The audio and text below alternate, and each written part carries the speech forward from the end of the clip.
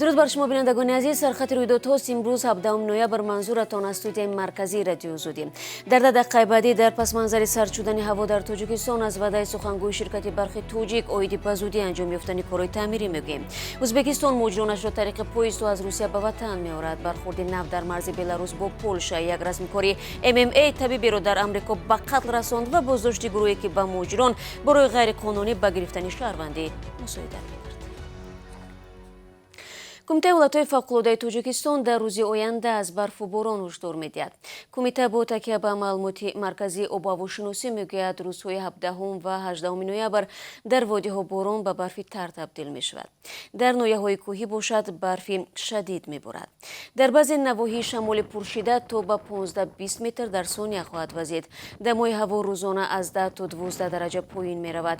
امروز در ولایت ختلان خاکباریش در نظر داشته شده است تا 20 نوامبر آمدن تومان از احتمال دور نیست. در راه‌های کوهی ناحیه‌های توبه جمهوری تیرگی هوا می‌تواند بینش را دشوار کند. ساکنان را لازم می‌آید در این روزها از رفتن به چراگاه‌ها، جمع‌آوری هیزم، شکار و ماهیداری خودداری ورزند. دوستان کلی تاجیکستان میگوید پرونده گمانبران شکنجه مدینه محمدجانова روزهای نزدیک به دادگاه ارسال می شود. میرزا امان رفیزاده معاون دوستان کلی تاجیکستان امروز بعد انجام یک نشست در دوشنبه به خبرنگاران گفت این قضیه همه جانبه بررسی شده در حال انجامیابی است. مدینه محمدجانova 32 ساله که در یک مناقشه اویلوی سخت لطوکوب شد نزدیک 3 ماه می شود بیهوش و بیاد بستری است.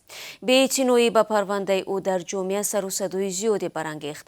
تنها بعد از بحث و مراجعت فعالان در شبکه‌های اجتماعی مقامات به قضیه ظاهراً قصاص‌گیری همسر از معشوقه شوهر توجه کردند. دادستانی روز 1 نوامبر گفت که در این رابطه 2 گمانبر همسران عزیزه و پرویز دولتوف‌ها را بازداشت نمودند.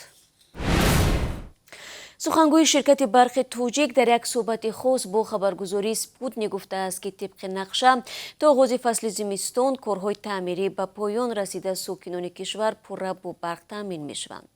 ناظرجان یادگاری میگوید فعلا تقریبا در تمام مناطق تاجیکستان برق خاموش می شود، اما این را نباید همچون لیمیت معنی داد کرد.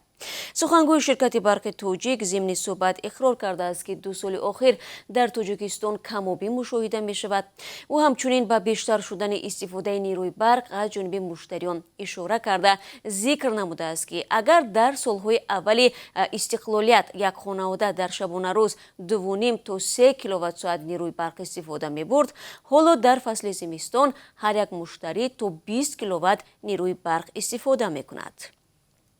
وعده ناظرجان یادگاری درباره بزودی تمام شدن کارهای تعمیری در بخش انرژی تاجیکستان در حالی است که تا فرا رسیدن فصل زمستان کمتر از 2 هفته دیگر باقی مانده و تقریبا 2 ماه اخیر اکثریت ساکنان کشور با محدودیت برق میگیرند. دیروز مهاجران بند مانده در مرز بلاروس با پولشا و لهستان با نیروهای امنیتی برخورد نمودند. مهاجران به طرف نیروهای پولشا سنگ پرتایی کردند و سربازان با آب، گاز اشک‌آور و نارنجک‌های صدایی به آنها پاسخ دادند. وضعیت رو به تشنج است و در این رابطه دیروز دبیر کل پیمان ناتو ینس استولتنبرگ گفت که رهبر خودکامه بلاروس الکساندر لوکاشنکو استراتژی با خطر مواجه نمودن حیات مهاجران را پیش گرفته است. در مرز بلاروس با پولشا، لیتوا و لاتویا هزارها زاده کشورهای خاورمیانه جمع شده میخواهند به خاک اتحادیه اروپا عبور کنند. وزارت مدافع پولشا میگوید مهاجران کوشش کردند که سیمخوار و مانع‌ها را تخریب نموده وارد خاک پولشا شوند. در جواب سربازان با استفاده از آب و گاز اشک‌آور کوشش عبور مرز را خنثی نمودند. ازبکستان برای بیرون آوردن شهروندانش از روسیه از پویزد استفاده میبرد. با این مقصد مقامات ازبک ماه جاری 5 قطاره را تشکیل نمودند که از ولایت ولگاگراد به تاشکند حرکت خواهد کرد. بلیط ها به این پویزدها تنها به یک سمت از روسیه به ازبکستان فروخته می شوند. همچنین شهروندان ازبکستان امکان دارند بلیط ها را طریق آنلاینی خریداری کنند. ازبکستان در حال نسبت مهاجرانش این اقدام را راه اندازی می کند که بلیط های هواپیما ҳавопаймо аз ин кишвар ба Русия ва ё баръакс нисбат ба Тоҷикистон ба маротиб арзонтар мебошад. бо таваҷҷӯҳ ба ин, моҳҳои охир аксарияти муҳоҷирони тоҷик Ӯзбекистонро ҳамчун кишвари транзитӣ барои сафар ба Русия ва ё барои расидан ба ватан истифода мебаранд.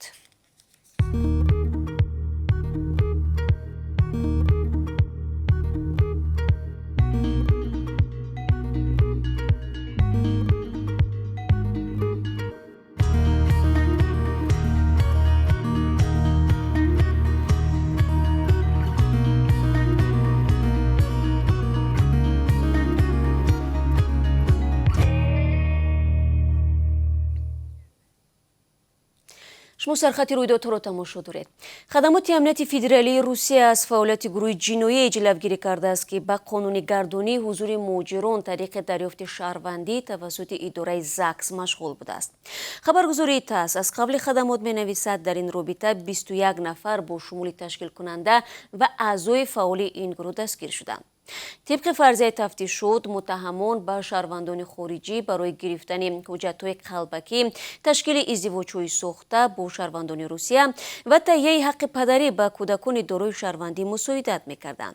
این گروه جنایی از همین رو با کمک کارمندان زاکس بر عوض تا 50,000 روبل روسی حضور مهاجران را در شهرهای گوناگون روسیه قانونی کرده برای دریافت شناسنامه روسی شرایط فراهم می‌کردند.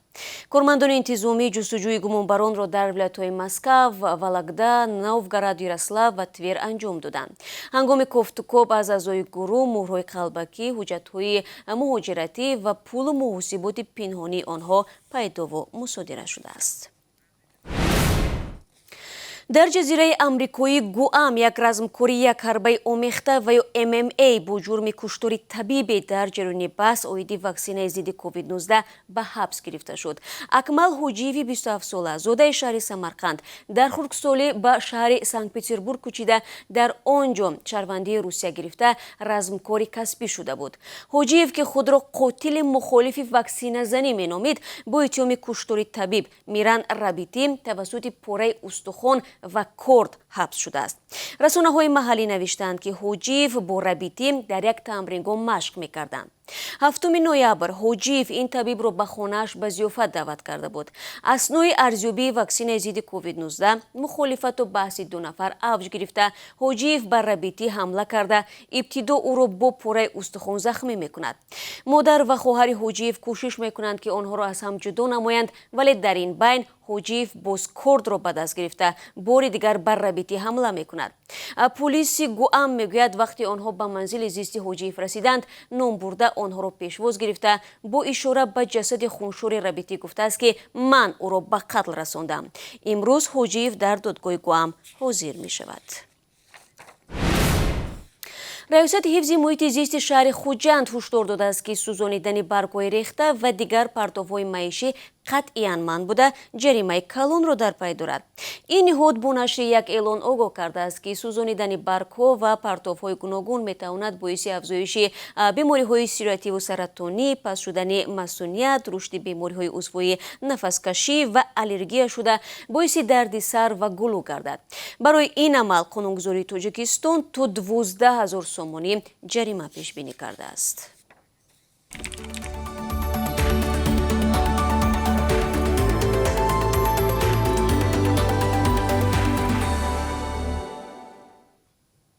در شهر خوروغ مرکز ولایت مختار کوهستانی بدخشان یارمارکه فروش محصولات کشاورزی برگزار شده است. مقامات ولایت گفتند این فروشگاه با هدف آن تشکیل گردید که ساکنان امکان ذخیره عضوقواری به زمستان در پیش ایستاده را داشته باشند.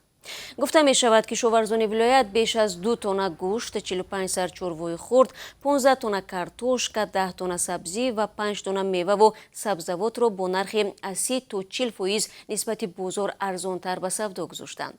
ساکنان ولایت مختار کوهستانی بدخشان تقریبا هر سال از بالاروی نرخ خوراکواری و معاش پست شکایت میکنند.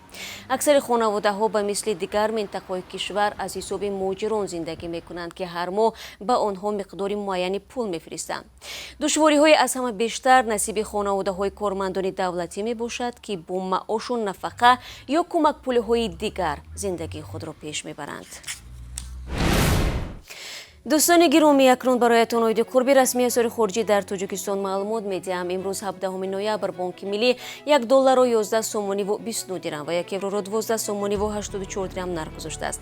қурби рубли русӣ нисбати дирӯз боз ҳам поинтар рафта 1000 рубл 154 сомониву 70 дирам арзиш дорад.